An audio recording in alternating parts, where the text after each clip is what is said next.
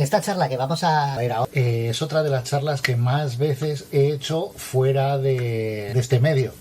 La he hecho en 3 ocasiones. La hice en Héroes Comic Con, la hice en el Proyecto 145 y también la hice en Frikimad 1.5 que se hizo en Navacerrada. Pero en ninguna de las 3 ocasiones tuvimos la ocasión de poder grabar la charla, así que por eso la pongo esta píldora. Porque todos los frikis somos un poco cinéfilos y nos ha gustado siempre la ciencia ficción. Hay un tema en el cual siempre nos hemos fijado, que es qué va a ocurrir en el futuro.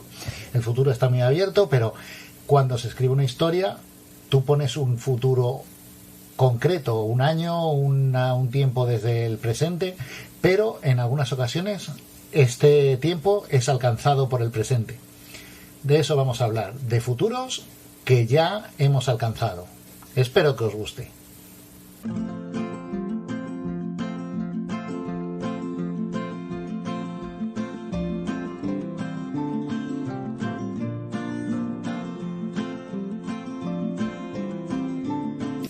Esta charla la he llamado películas del futuro pasado. Es decir, son películas en las cuales el futuro ya ha sido alcanzado. Son películas futuristas, no son películas en las cuales se menciona un año. Es decir, son cuando fueron escritos esos guiones, se proyectaron a un tiempo desde el momento en el cual se escribió. Vamos a dejar unos puntos claros antes de empezar con las películas en concreto. Primero, ojo, porque va a haber muchos spoilers. Es más, va a haber spoilers de casi todas las películas de las que voy a hablar aquí dentro. Son spoilers de películas que ya tienen un tiempo, es decir, podéis haberlas visto o no, pero yo lo dejo claro desde este momento. Vamos a hacer spoilers. Pues vamos a ver de qué vamos a hablar en concreto y sobre todo de qué no vamos a hablar. No vamos a hablar de retrofuturismo, es decir, no voy a hablar de, por ejemplo, de lo que se denomina en algunos campos como el steampunk o algo así, que es un futuro. El steampunk es un futuro que está muy relacionado con la revolución de la máquina de vapor, de la revolución industrial, que tenga un toque vintage. Por ejemplo, no van a ser válidos, por ejemplo, la Liga de los Hombres Extraordinarios de Stephen Norrington, en el cual aparecía Sean Connery y está basado en los cómics de Alan Moore.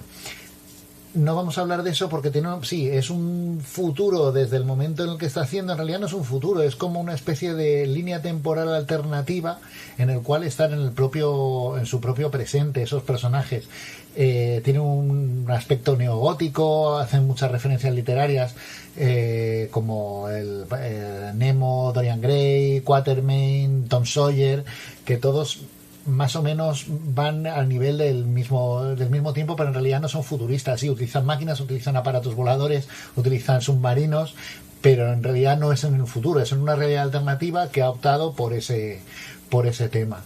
Hay otros, por ejemplo, Sky Captain y El Mundo del Mañana, una película de Kerry Corgan que salía Gwyneth Paltrow, salía Jude Law, Angelina Jolie, que tiene un aspecto también del mismo tipo, es decir, es un tipo neogótico, además con una textura en la imagen que le da ese aspecto antiguo.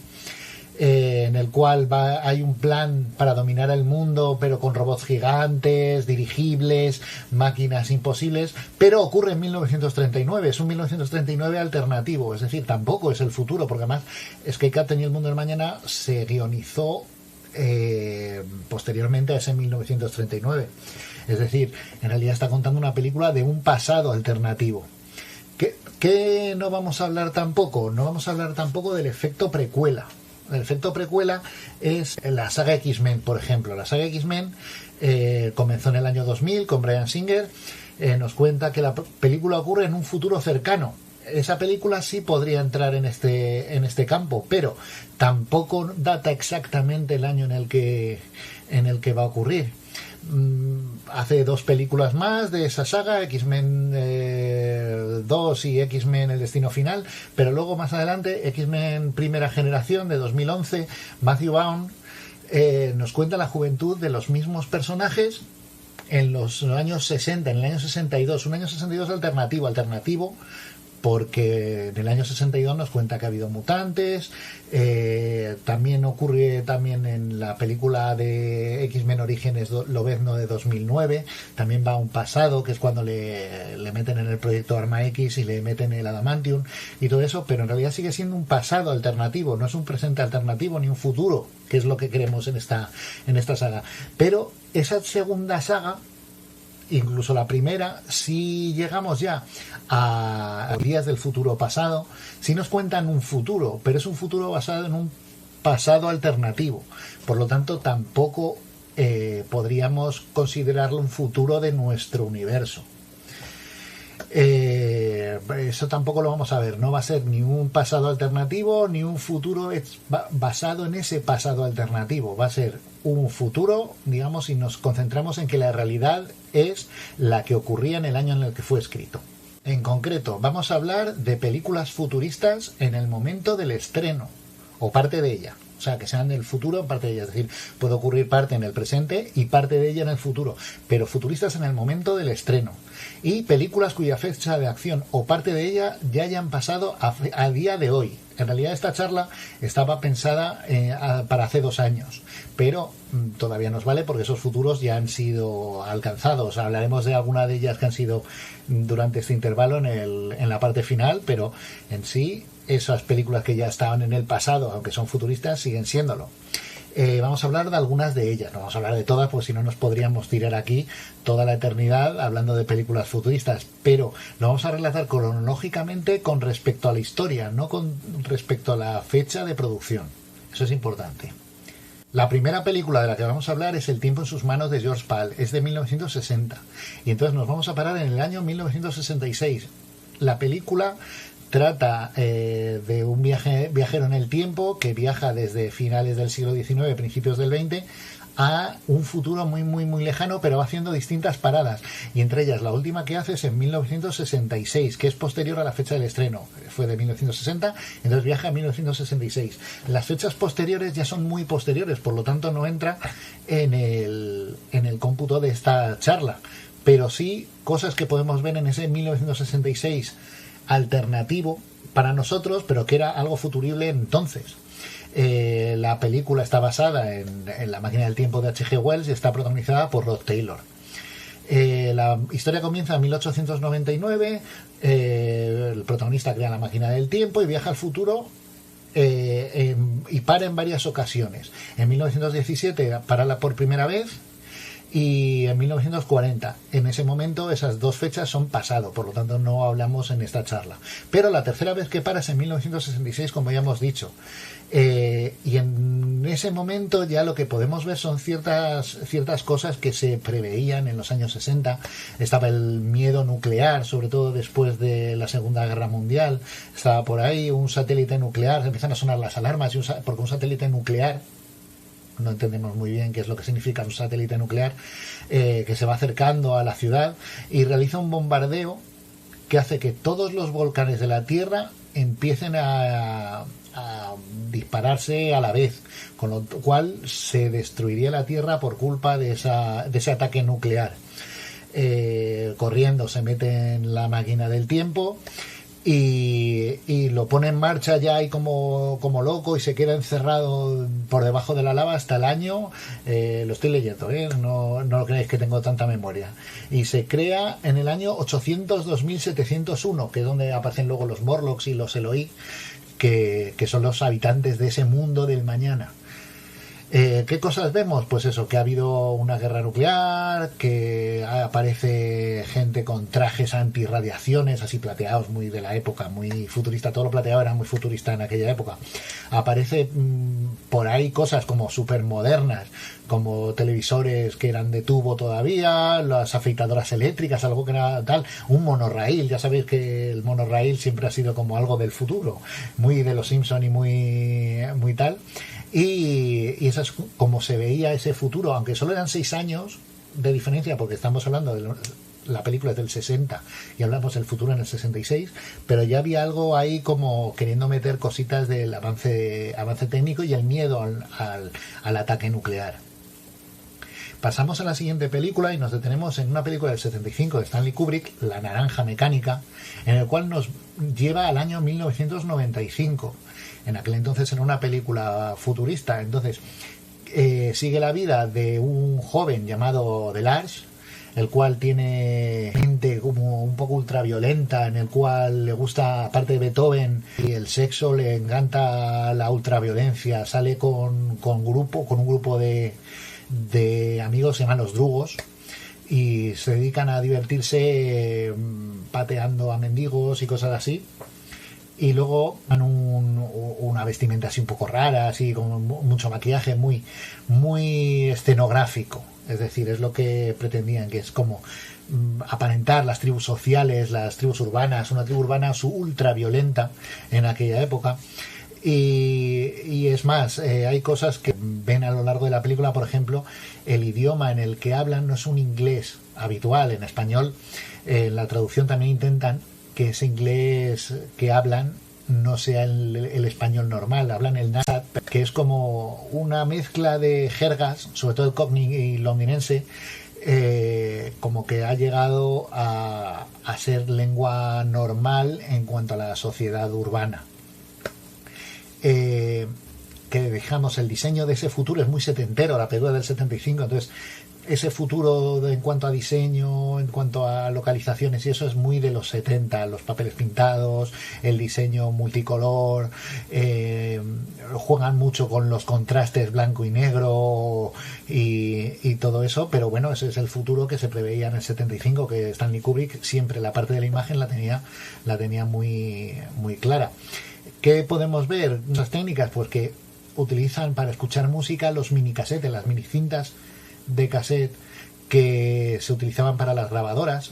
Pues digamos que el hombre va a tiendas de música y compra esas minicasetes de Beethoven y las pone para evadirse. Vemos esa decadencia barroca de la escenografía también, como si hubiera habido una guerra o que las propias bandas de ese tiempo hubieran destruido teatros y cosas así, como que no estaba muy bien visto, y entonces entran en eso, en teatros destruidos, viviendo mendigos en esos teatros. Y el modernismo pop, ese modernismo pop del que hablamos, que es el juego de colores, el juego de formas, incluso en el bar de leche donde van, que es una leche reforzada y ese cambio entre todo muy blanco y gris y blanco y negro y cosas así. Esa es la manera en la que veían este futuro. Desde este 95 adelantamos un año, llegamos al 96 y nos paramos en 12 monos, la película de Terry Gilliam, en el cual desde el año 95 nos traslada hasta el año 2035, que todavía es futuro, pero la historia que nos cuentan que James Cole, un superviviente de la gran epidemia del virus asesino que ocurrió en el 96, es mandado a través del tiempo hasta ese 96 para intentar saber en realidad qué es lo que ocurrió, quién es ese ejército de los 12 monos y conseguir saber si puede pararlo de alguna manera. Digamos que es un futuro mínimo porque la película es del 95 y el futuro al cual vuelve James Cole es el 96, pero digamos que es un futuro en el cual ya lo hemos pasado y no ha habido ese virus asesino, por lo menos en el 96, quizá más adelante fuera correcto. Y digamos, durante el viaje encuentra una mujer que es psiquiatra y a su paciente, que ellos son los que le ayudarán a encontrar ese ejército de los 12 monos. Digamos que el problema no es el virus del 96, sino que en el 96 ese virus expandido, en el 97 muta y se transforma en un virus letal. Entonces por eso va al 96, para intentar pararlo de alguna manera. El aspecto del futuro, sobre todo, y de cómo tal, es muy steampunk, pero en el 96 es un futuro presente, es decir, vemos la ciudad más o menos como debería ser. Y en ese futuro la superficie está totalmente abandonada y tiene que evitarlo. Entonces el pequeño futuro en el cual vemos ese ejército de los 12 monos, que al final el ejército de los 12 monos no es el culpable de ese virus, spoiler, ya le he dicho que iba a haber spoiler, y entonces tiene que investigar hacia dónde va ese camino del virus. Avanzamos otro año más y llegamos al 1997, al 1997 alternativo, con la película 1997 Rescate en Nueva York de John Carpenter. La película es de 1981, o sea, estamos hablando de que para él habían pasado 16 años. ¿Qué es lo que pasaba en los años 80? Al principio, Nueva York sobre todo tenían un muchísimo problema de delincuencia y de bandas. Entonces digamos que él, a partir de ahí, crea todo el relato, y entonces llega un momento que ese incremento de la delincuencia hace que sea más fácil que la isla de Manhattan se convierta en una prisión rodeada por un muro y vigilantes, que el llevar a esos delincuentes fuera de la ciudad. Entonces, ¿qué es lo que pasa? Que en medio de todo este tema es secuestrado por los delincuentes que viven dentro de la ciudad, es secuestrado el presidente de los Estados Unidos, y entonces llaman a Serpiente Pilsken para rescatarlo. ¿Cómo consiguen al presidente de los Estados Unidos? Justamente el Air Force One sobrevuela Manhattan, le disparan un misil y casualmente el avión cae en medio de Manhattan. Lo rescatan y lo tienen en con un dispositivo de rastreo en esa ciudad sin ley o ley criminal, a estar siempre localizado. Para contratar al señor Plisken le ponen un dispositivo metido dentro del cuerpo que le explotará pasadas no sé cuántas horas, que me parece que era 24 horas, una cosa así, o 48 horas. Y lleva el cronómetro puesto en la muñeca, un cronómetro un poquito grande para lo que debería ser, pero es lo que tenían los LCDs de aquella época, que esos dispositivos tenían que tener un tamaño para que funcionaran bien. Entonces es como un brazalete casi lo que lleva, solo para una cuenta atrás, o sea, porque en realidad el virus el explosivo lo tiene dentro del cuerpo, eso solo para decirle cuánto le queda para que explote. También utiliza, digamos, tecnología a punta en aquel entonces, como las casetes, que como todo el mundo sabe en el 97 iban a petarlo. Para los que no lo sepan, en el 97 el CD era lo más moderno que había, y el casete ya casi estaba desapareciendo. Otra de las cosas que tienen es que se habla muy bien de ese dispositivo localizador del presidente, que es un GPS. En aquel entonces era algo súper innovador, pero digamos que eso sí ha llegado hasta nuestros días, ese GPS. Y digamos que por esa parte sí acertó un poco en lo que iba a quedarnos en ese 97, que es cuando sobre todo empezaba todo el tema de los GPS a utilizarse habitualmente. Los escenarios que se ve de la ciudad destruida, porque cae el avión, cae todo, está la anécdota que estaban rodados en el mismo estudio en el que se rodó Blade Runner, y entonces se reutilizaron, son exactamente los mismos elementos, y que esos escenarios fueron construidos por un joven James Cameron. Al final todos trabajaron con todos, parece ser. Seguiremos hablando de John Carpenter un poco más adelante, porque si os acordáis, esta película tenía una secuela, y ya cuando lleguemos ya hablaremos de ella. Llegamos a 1997 y entramos en el mundo de Terminator. James Cameron en el año 91 estrena Terminator 2, que continúa el Terminator original, pero es que en el Terminator original en realidad el futuro no cambia nada, no pasa absolutamente nada. Solo sabemos que el 29 de agosto de 1997 será el día del juicio final, pero esa fecha en la primera película no cambia en absoluto. Por lo tanto, Terminator y Terminator 2 forman como un díptico en este caso. En la primera película el Terminator viaja al pasado para matar a Sarah Connor, no lo consigue, por lo tanto tendrá a John Connor y el futuro seguirá inalterado, incluido la fecha del día del juicio final, repito, 29 de agosto del 97. En la segunda película Skynet manda a otro Terminator, mientras que la rebelión envía a otro Terminator, que es igual al de la primera película, para que haya más lío, para que salga Schwarzenegger, no por otra cosa. Y resulta que al final sí, estos sí consiguen, entre este Terminator, Sarah Connor y John Connor, consiguen evitar esa fecha del juicio final. El 29 de agosto no se produce, el 29 de agosto del 97 no se produce esa fecha del juicio final, con lo que podría no ser una película futurista, sino contarnos nuestro presente, porque el 29 de agosto del 97 no ocurre el día del juicio final, igual que en nuestra vida. Ese día no hubo un día del juicio final, por lo tanto, Terminator 2 arregla el futuro para que sea como el que nosotros vivimos. Quizá vino algún Terminator a nuestro pasado para evitarlo, es posible, pero en sí, digamos, el que haya un Terminator que viaja al pasado quiere decir que sí hubo esa fecha. Entonces, ¿ha cambiado ese futuro o no ha cambiado ese futuro? Lo veremos más adelante, en un par de años más adelante, cuando veamos más sobre Terminator. Seguimos un poquito más, ya llegamos al siglo XXI. En el 2001, valga la redundancia, basa 2001, una odisea del espacio, de Stanley Kubrick, que ya vimos anteriormente, pero esta es del año 68. Esta es anterior a La Naranja Mecánica. Está basada en un libro de Arthur C. Clarke, en el cual monolitos a lo largo de la historia van apareciendo cada vez que hay un cambio significativo. Indican que eso va a hacer evolucionar a los seres a los que atrae, a una especie nueva, o al principio la escena del monolito con las personas prehistóricas ahí y tal, porque ahí, digamos, ya evolucionan al Homo sapiens. Y más adelante, digamos, lo que significa es que aparece otro monolito en la Luna, y lo que hace evolucionar es la inteligencia artificial. De ahí que aparezca ese HAL que empieza a tener conciencia de sí mismo.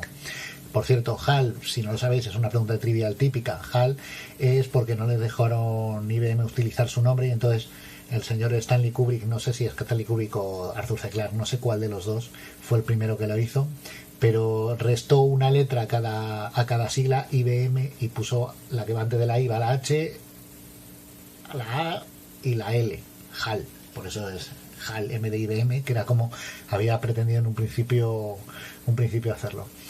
Vemos que hay transbordadores espaciales en plan como si fueran vuelos comerciales. El protagonista viaja a una base espacial con una especie de cohete tipo avión, con su azafata que le sirve cosas, con pantallas en los asientos, cosa que eso sí que lo acertaron. El tener integrada la pantalla dentro del asiento es algo que hemos visto en muchos vuelos. Y en las bases espaciales estas hay cosas más habituales, como si ya estuvieran muy poblados. Estamos hablando de la película del 68. Todavía faltaban 30 años para llegar a ese 2000, 2001, 30 y pico años.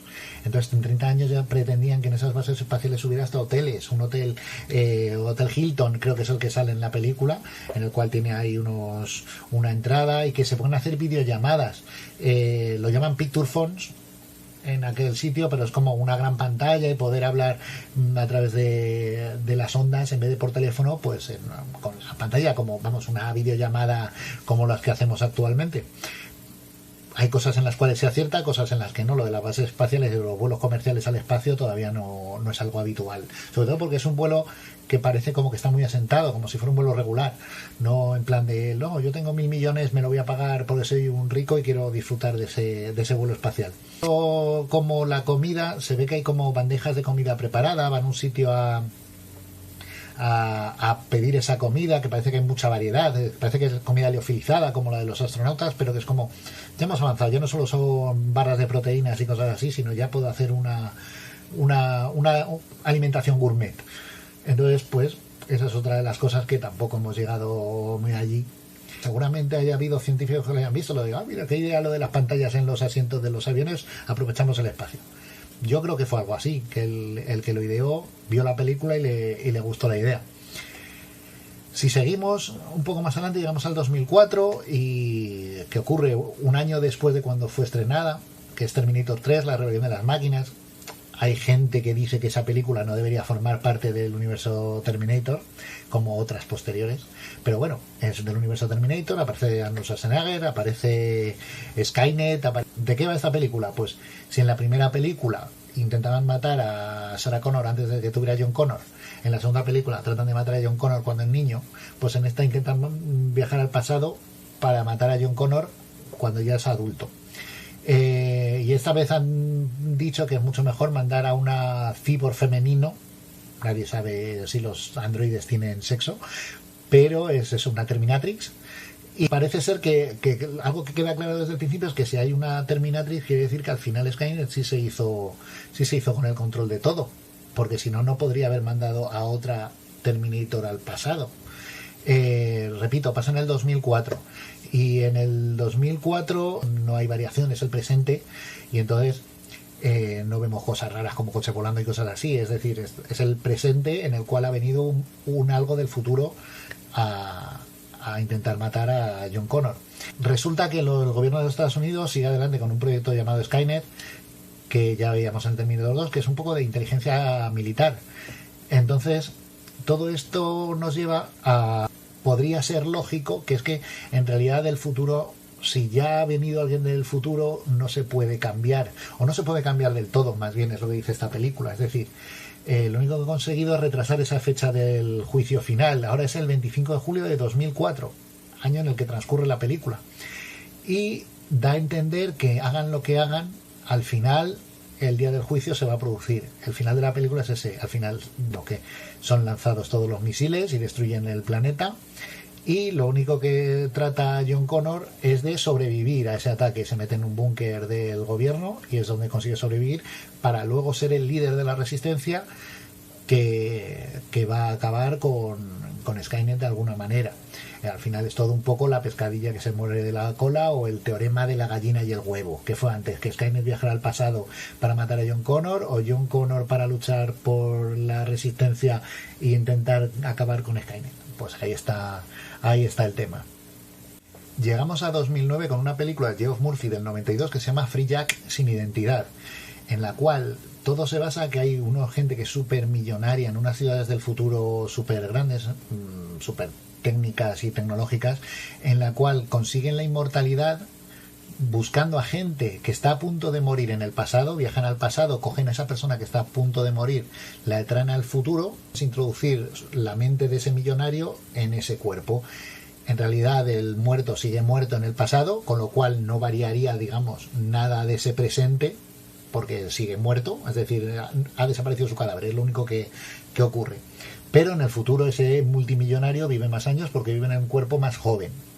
Entonces esta es la historia de Alex Furlong, que es un corredor de coches o algo así, que en el último momento de una carrera que se va a estrellar contra un puente, pues eso, es cogido por esa gente del futuro y se lo lleva al futuro para meter la mente de ese millonario viejo dentro de él. ¿Qué es lo que pasa? Que se escapa de esos captores en un momento dado y se convierte en un free jack, que es lo que llaman un free jack, que es alguien que no tiene vida real, porque en realidad él es una persona del pasado que ha llegado a un futuro en el cual desconoce todo y que lo único que hace es huir. Entonces, pues eso. Entonces, ¿qué cosas vemos? Que ocurre en un Nueva York del futuro, el futuro del 2009, hace 11 años, en el cual se ven muchas torres de 200 plantas, muchos rascacielos más de los que hay ahora, pero entre ellas se ven las Torres Gemelas. La película es del 92, todavía no había ocurrido el ataque de 11S, por lo tanto, nada parecía predecir que iban a desaparecer las Torres Gemelas, que eran las torres más altas de Nueva York. Es como si de repente dijeran que va a desaparecer el Empire State Building. Nadie lo imagina, pues digamos que ahí es donde se ve esa diferencia de futuros. Es decir, seguramente en ese tiempo no se produjo el ataque del 11S, por ejemplo. Es decir, también tenemos un cambio en el 2001. Vemos que las videollamadas son algo habituales en ese 2009. Hay cabinas de teléfono con videollamadas, gente en sus casas haciendo videollamadas. Vemos que hay coches futuristas que están, además la parte está muy separada, la parte entre ricos y pobres. La zona pobre es un poco como el Bronx, o sea, ese Bronx de los años 80, principios de los 90, en el cual era súper chungo y con coches quemándose en la calle y gente calentándose con bogatas hechas en la calle, aunque ahora se siguen viendo, pero digamos que en aquel entonces había pues eso, mucha droga, mucha delincuencia, mucho tal. Pues eso es, digamos, la zona pobre. Ahora, en vez de separarlo por barrios, lo que se separa es entre zona pobre y zona rica. La zona rica es la de los rascacielos, la zona pobre son casas bajas, chamizos y cosas así, donde intenta escapar este free jack. Vemos que existe una máquina de la verdad, poniendo la mano encima de un cacharro, entonces ya ahí es cuando ve todo el sistema de si estás mintiendo o no estás mintiendo. Y es más, si estás mintiendo, pues incluso te pueden aplicar la pena en el momento. La película además, esta de Free Jack, tiene un toque especial porque era la película en que salía Mick Jagger, el cantante de los Rolling Stones, y era como, la película de Mick Jagger. Pero bueno, en realidad ni siquiera es el protagonista, o sea que, pero bueno, hace bastante papel, todo se ha dicho. Ahora ya nos trasladamos al 2013, ya estamos en la década de los 10, en la cual vamos a hablar de una de las películas que siempre se pone como ejemplo de películas que han sido un fracaso de taquilla, fracaso comercial, y que siempre están junto a al nombre de Kevin Costner. Es Mensajero del Futuro, de Postman, del año 1997. Vale, hay película, no es, digamos, la quintesencia de la ciencia ficción ni un relato extremadamente bueno, pero es una película de las que siempre que ponen en la tele, siempre me quedo a ver el rato que tengo esa película, pues es una película que me parece bastante interesante. No sé cuál fue el motivo del fracaso de la película, quizá fue el guión, quizá fue el tratamiento, quizá fue la dirección, o que simplemente no les gustó a los americanos la manera de tratar ese patriotismo que está todo el rato por encima de la película, que está volando. Y digamos, esta película de lo que trata es que en un futuro distópico, en el 2013, son 15 años después de cuando fue estrenada, ha habido una guerra que nadie sabe cómo ha sido, y lo que ha hecho es volver como a los orígenes, hacer pequeñas comunidades en las cuales se autogobierna cada comunidad, y ni siquiera hay unas comunicaciones entre ellas. Entonces digamos que los carteros son como gente súper importante, parece más como una reivindicación de la importancia del Pony Express y de los carteros americanos, porque son, digamos, los únicos que les traen noticias del exterior, de familias que han estado apartadas o de otras ciudades, que es lo que han hecho. Y entonces la historia es la de que un vagabundo encuentra un cadáver de un cartero, se coge su uniforme, se coge su mochila, y como los carteros son gente que siempre está bien tratada en los pueblos, decide hacerse pasar por uno y que le traten bien. ¿Qué es lo que pasa? Que la mentira se le va haciendo cada vez más gorda, y al final se entra de lleno como en la defensa de uno de esos pueblos en los que entregar ese correo falso. En realidad él no es un cartero, pero bueno, tiene cartas, entonces puede entregar esas cartas. Los dos bandos están la parte del pueblo y luego los holmistas, que son los malos. En ese futuro, pues eso, se mezcla un poco el ambiente del oeste americano con la guerra de la secesión americana, es decir, seguimos con las dos épocas, digamos, más tratadas en cuanto al cine, esa guerra de secesión, norte contra el sur, y el oeste americano, los del pueblo contra los malvados forajidos que van a por su parte, y el sheriff corrupto y cosas así. Es el tema principal. Ha habido bastantes, para llegar a ese momento, ha habido como plagas y ha habido cosas así, entonces hay gente enferma, muy enferma, que necesita medicamentos, que necesita cuidados, y gente que quiere aprovecharse del tema, como siempre. O sea, pues algo que tampoco nos debe resultar extraño. Una de las cosas más graciosas que ocurren es que los malos se reúnen en una cantera cada cierto tiempo y a ver cine, a ver una película, y resulta que la película a la cual ven es Soldado Universal, la película de Van Damme y Dolph Lundgren. Se queja todo el mundo, no, eso no queremos sonrisas y lágrimas, que es gracioso porque es una película demasiado dulce para unos tíos tan rudos en medio de este Estados Unidos apocalíptico que quieran ver un musical como Sonrisas y Lágrimas. De eso va la película en general. Se ve pues eso, un poco de traer al futuro este apocalíptico las cosas de pues eso del tratamiento de las banderas y el tratamiento del pueblo americano unido por una sola organización, en este caso es Correos, más que el ejército, que podía ser un poco los malos, sería ese ejército, algo pues eso, algo más no tan militar, sino algo más social, como puede ser el departamento de Correos y ese cartero que es el que trae buenas nuevas siempre al pueblo. Seguimos hablando de, como ya os he dicho anteriormente, de la secuela de Rescate en Nueva York, con 2013, Rescate en Los Ángeles, como su nombre indica, en 2013. Es una película del 96 y realmente no es una secuela, es una especie de secuela remake, porque trata ciertos temas de la misma manera que en la primera película. En vez de ser Nueva York, es en Los Ángeles apocalíptico, en la cual ahora es una isla, es la isla de Los Ángeles, después del gran terremoto del año 2000, cosa que tampoco ocurrió. y subido al poder un gobierno súper populista, teócrata y tal, que intenta que todos los vicios de este mundo desaparezcan porque van en contra del buen pensar americano y de la religión predominante. Entonces todos los que se saltan esos vicios son llevados a esa isla de Los Ángeles, que está totalmente rodeada por otro muro, por vigilancia. La cuestión es que la hija de este presidente tan Trump, en realidad, que se parece bastante, está muy en contra de sus políticas y roba los códigos militares que sabemos que tienen todos los presidentes americanos para lanzar las bombas, y se los lleva a esa ciudad. Está enamorada del jefe de los que están sublevados en esa isla de Los Ángeles. El gobierno llama a Serpiente Plisken para recuperar esos códigos, que no se hagan con esos códigos, pero también es un poco como en contra también de la nueva política de los Estados Unidos, y por eso al final le ponen esa bomba con un reloj contador como la otra vez. Entonces tiene también se repite esa cuenta atrás durante toda la película, como en la primera parte.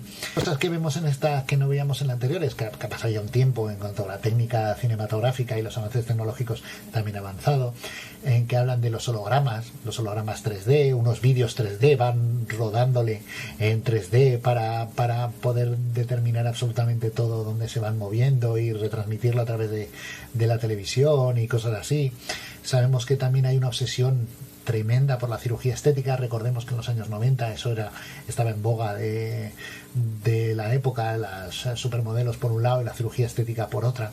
Entonces llega un momento, aparece Bruce Campbell, un actor súper mítico, en el cual es un cirujano plástico como súper avanzado y se dedica a hacer esas cirugías estéticas a lo bestia para que cambie totalmente esa piel que se queda deformada ya del todo, pero me han operado plásticamente. En la primera tenemos los casetes, que era lo más. En esta tenemos un mini CD portátil, que es donde están todos esos códigos y todas esas cosas.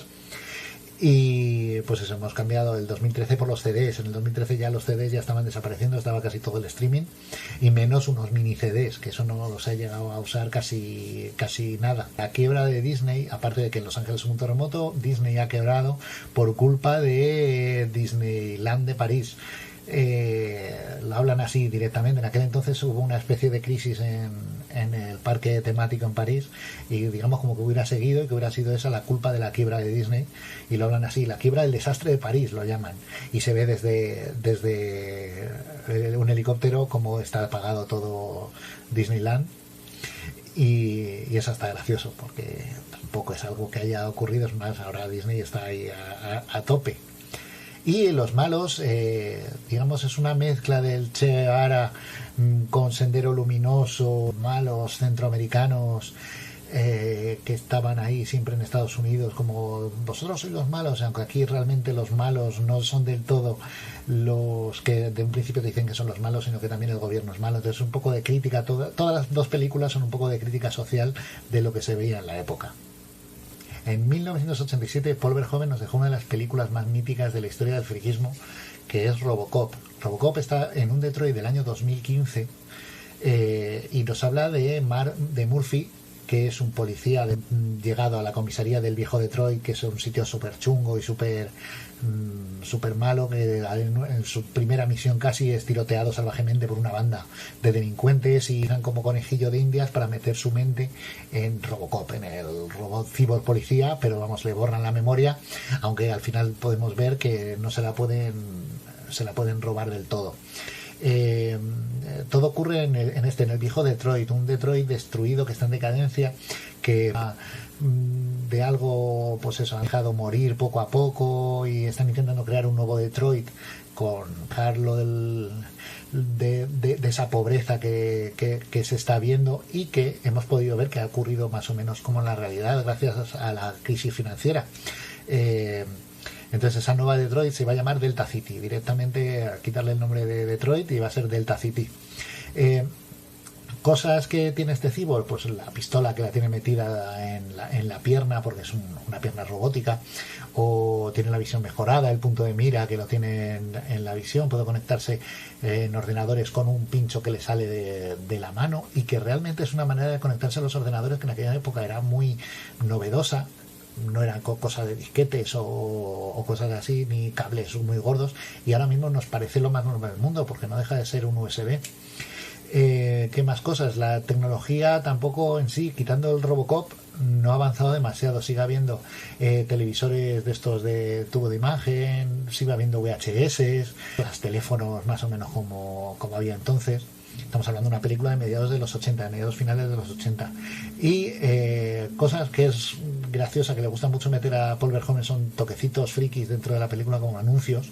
Entonces hay algunos anuncios que parecen hechos para televisión realmente, y uno es un ataque nuclear, un juego, venga, ¿quién va a conseguir dominar el mundo? Como si fuera una especie de Risk, pero con un ataque nuclear, o compra un corazón artificial y vivirás más tiempo, y cosas así. Y sobre todo una cosa que lleva hasta el final es que es el de privatizar la policía, cosa que, digamos, los policías de toda la vida de Detroit están muy en contra, y que luego la OCP lo que intenta es eso, crear una policía privada, y que el gobierno le dé todo el presupuesto a esa policía privada, que es un dilema que siempre se ha llevado en Estados Unidos, si es mejor tener digamos mercenarios o tener algo estatal, a nivel estatal, el público privado de toda la vida. En ese 2015, que por un lado nos habla de Detroit, también hablan en Regreso al Futuro parte 2 de Robert Zemeckis, es del año 89. Ya sabemos que es ese futuro en el cual... ¿Qué pasa? ¿Que nosotros nos volvemos gilipollas en el futuro? Pues es ese. En el 2015, en Regreso al Futuro parte 2, Doc y Marty McFly viajan a ese futuro para intentar salvar a sus hijos, a los hijos de Marty y Jennifer. Y luego pasa lo que todos conocemos, roban el almanaque deportivo, viaja al pasado Biff y consigue hacerse millonario, se hace millonario de una manera muy parecida a Donald Trump con casinos. Y entonces, ¿qué cosas hemos visto? Son las típicas cosas que han estado en la prensa desde el 2015 de hemos conseguido llegar al futuro de Regreso al Futuro. Pues, a ver, el aeropatín, pues más o menos se ha conseguido intentar. No deja de ser una especie de dron y cosas así, pero bueno, como transporte como aparece en la película, no. Las zapatillas autorregulables, sí, se ha hecho un prototipo, se ha vendido incluso, pero realmente no es algo que se pueda ver ni que se pueda usar con alguna utilidad, excepto el decir, mira cómo mola. O sea, es algo que tampoco es demasiado práctico. Hay una vez que aparece paseando un perro solo con la correa, como si lo llevaran a distancia y tal, que podría ser muy útil, pero tampoco aceptaron.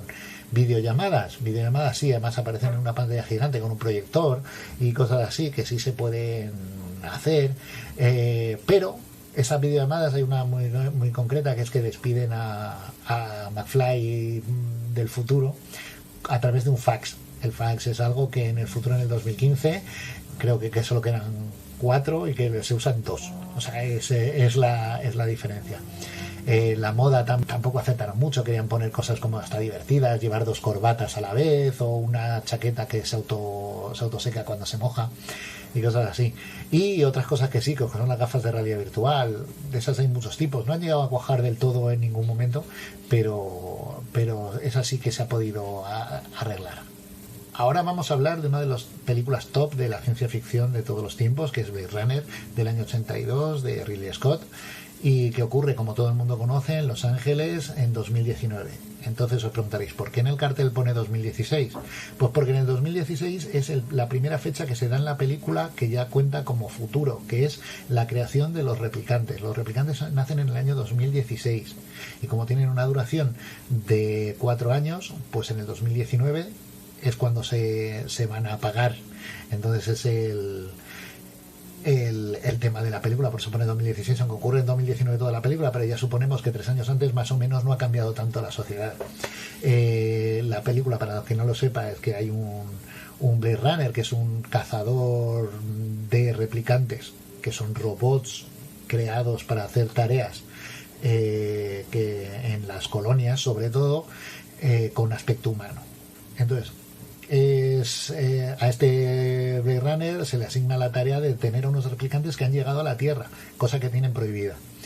Y poco a poco entrará en el submundo donde se mezcla la humanidad, las máquinas, el preguntarse si en realidad las máquinas tienen sentimientos, si no tienen sentimientos, si uno es una máquina, si es una persona. Todo el rato es ese dilema. Ese es el leitmotiv de toda la película, saber si el replicante tiene más o menos derechos que un humano simplemente por el hecho de ser replicante. Si se consigue saber si tiene alma ese replicante, debería tener los mismos derechos que un humano.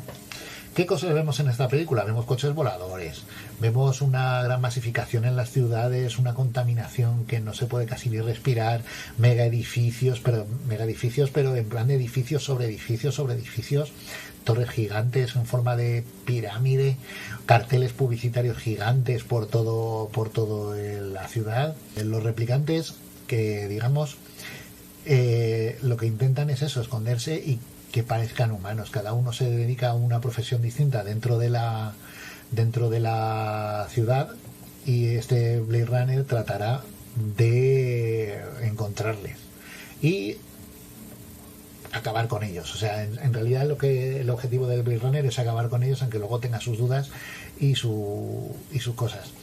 Luego hay un tema más concreto, que es el que se llama la maldición de Blade Runner, que es todas las marcas que se anunciaron en la película, que pagaron, pues han acabado quebrando antes o después, o han tenido una gran crisis dentro de la sociedad real, no de la película, sino en la sociedad real. Por ejemplo, yo que sé, Panam, por ejemplo, en el año 91 dejó de existir, pues fue absorbida por otra empresa. RCA, la tienda, la marca de música, también acabó en el 85. Atari, Cuisinart, Bell, que se transformó en AT&T. O sea, hay un montón de marcas que aparecen a lo largo de toda la película y que acabaron quebrando. Es lo que se llama la maldición de Blade Runner. Luego ya sabemos que más adelante, mucho más adelante, se hizo la secuela y alguna secuelilla por entre medias, pero esas ya están en el futuro, por lo tanto no voy a hablar de ella. Para terminar este trayecto, hemos decidido acabarlo en 2017 con Perseguido, de Paul Michael Glaser, de 1987, otra película de Schwarzenegger basada en la novela El fugitivo de Stephen King. Un poco libremente también, en la cual nos muestra un futuro en el que todo está permitido siempre y cuando gane audiencia. Todo está dirigido a las corporaciones televisivas, y que en el programa del que trata la película, que se llama Running Man, el perseguido, convictos de alto grado son introducidos en el programa, y si consiguen llegar al final conseguirán una vida mejor en una isla paradisíaca, o por el contrario, si son atrapados, acabarán muertos. O sea, es así, y eso le encanta a la audiencia. Es como el programa estrella del viernes por la noche. No sé si el viernes por la noche es el programa estrella en realidad, pero bueno, como si fuera el super 1, 2, 3 del futuro, en el cual, pues eso, o eres libre o mueres. Pero la cuestión es que la película plantea que qué ocurre si en realidad el que ha sido encarcelado en realidad es inocente. Entonces toda la película trata de eso. El personaje de Schwarzenegger intenta conseguir las pruebas para demostrar que él no era culpable, a la vez de librarse de esa muerte de la gente que les persigue, que pues eso, aparte de ser libre, sobrevivir. Luego resulta que al final esa vida paradisíaca que le dan los ganadores es mentira y acaban igualmente muertos, pero eso no es parte de la trama, aunque sí es importante. ¿Qué cosas vemos en esta película que nos llame la atención, digamos, para que la gente no huya de las cárceles ni del recorrido? Hay una especie de barreras sónicas, porque llevan unos dispositivos en el cuello, creo recordar, que cuando traspasan esas barreras sónicas explotan y entonces mueres, es decir, no puedes escapar por la tecnología. No sabemos si existe esa tecnología, o sea, espero que no, porque es un poco brutal, pero bueno, es eso. También ocurre, digamos, en Los Ángeles, como tantas películas, en Nueva York o Los Ángeles, siempre estas películas ocurren en los sitios. Y el programa en realidad es eso, son un reality show donde van siguiendo a esa persona que corre y van presentando a esos enemigos como si fuera un videojuego cada cierto tiempo. Ahora les va a perseguir no sé quién, que es un tío cada vez más malo y más salvaje y más sanguinario, que va a ir en contra del concursante. Y además, aparte de todo eso, se ve en un estudio con público, un presentador, invitados, y que va anunciando merchandising, como un juego de mesa de Running Man. Es un poco como el tema de Gran Hermano, es decir, está por un lado Jorge Javier Vázquez o Supervivientes, Jorge Javier Vázquez por un lado, y por otro lado están enseñando las imágenes del concurso. Es decir, no se están inventando nada que no pueda ocurrir, solo un poco el nivel de salvajismo, pero en realidad ese tipo de programas existe.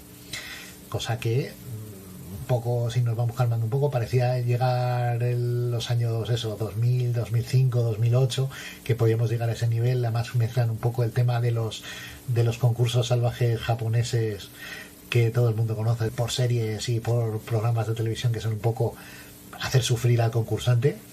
Pues el tema es ese, que podríamos haber llegado a ese tipo de concursos quizá. Y estamos hablando de una película bastante antigua con respecto a lo que vivimos hoy en día. Quizá en Estados Unidos iban un poco más adelantados con la tele por cable y cosas así, pero no sé si hasta ese punto.